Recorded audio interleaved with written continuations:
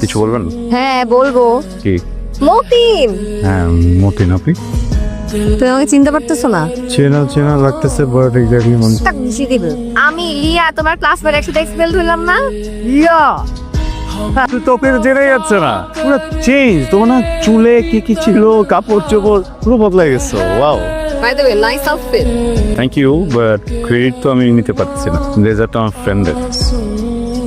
খুলে বলি, একটু ইন্টারভিউ দিই, বাদ পড়ি, কোনো কারণ খুঁজে পেলাম না। পরে মনে হলো আমাকে মনে একটু গরিব দেখায়, এই জন্য আমার চাকরি হয় না। তাই ফ্রেন্ডের ব্লেজার পরে আসলাম, আজকে হয়ে যাবে। ও কোথায় যাচ্ছ ইন্টারভিউ দিতে? গুডস গ্রুপে। তাই আমি তো 50% ওনার। কি বল, 50%? মানে একটা প্রজেক্টের জন্য ওরা আমার 50% পার্টনার। ওখানে যাচ্ছিলাম এগ্রিমেন্টের জন্য। একসাথে যাই? হ্যাঁ একসাথে যাই। ম্যাম, আসলে আপনাকে দেখেই বোঝা যাচ্ছে যে আপনার মনে অনেক কষ্ট। এটা খুবই স্বাভাবিক, আমরা অ্যাপ্রিসিয়েট করি এই বিষয়টাকে। আমি আপনাকে বুঝিয়ে বলছি ব্যাপারটা।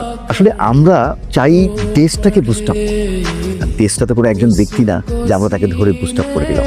তাই আমরা দেশের বিভিন্ন স্থান থেকে ছোট ছোট উদ্যোক্তা, ছোট কিন্তু সম্ভাবনাময়ী এ ধরনের উদ্যোক্তাদের পিছনে আমরা ইনভেস্ট করি, এদেরকে বুস্ট করি।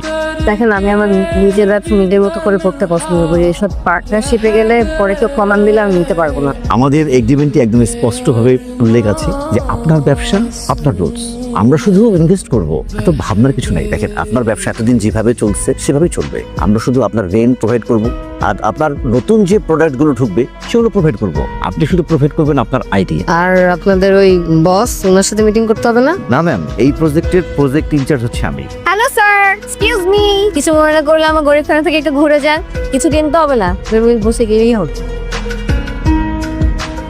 আমি তো ফ্লাওয়ার শপ ভাবলেই মাথায় আসে রাস্তার ধারে একটা কাঠের টুলের উপরে বালতি রেখে কিছু ফুল বেচা। তোমরা শুন বলুন না, রোজ গ্রুপের সাথে জয়েন্টলি বিজনেস করতেছি। এটাই সেই 50-50 পার্টনারশিপ। যদিও অথরিটি আমার, আমি সব নিজে করছি। এখন গ্রো করার জন্য পার্টনারশিপে। এই সময় আসলে টিকে থাকা অনেক কঠিন, সেখানে তুমি টিকে আছো, একটা ব্যবসা করছো, খুব ভালো। টেনশন করো না, দেখবা তোমারও খুব ভালো জব হয়ে। কোথায় ছিল?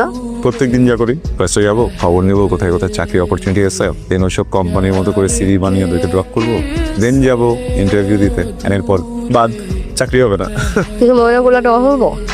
কারণ আমি নিজে দেখাশোনা করি, সবকিছু নিজেই করি। কিন্তু ডেলিভারি করতে গেলে শোরুম বন্ধ রাখতে হয়, তো থাকে না। আমার একটা সহকারী হলে ভালো হতো। তুমি তো আবার জব না হয় জয়েন করবা, টাকা দিয়ে বন্ধু। তুমি যদি আমাকে এখন বলো এখানে সিকিউরিটি গার্ডের কাজ করতে হবে, বা তোমার এখানে ক্লিনারের কাজ করতে হবে, আই এম রেডি।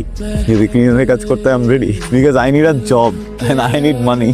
তোমার এক সময় কত কি কইছি, সেই দোকানটা তালাও মারতে চাইছি, আর সেই তুমি আমার ভাগ্যের তালাটা খুলে দিলা। আমি তেমনি আমি জানি তুমি না বললে তো আবার রোজ গ্রুপ রাজি হইতো।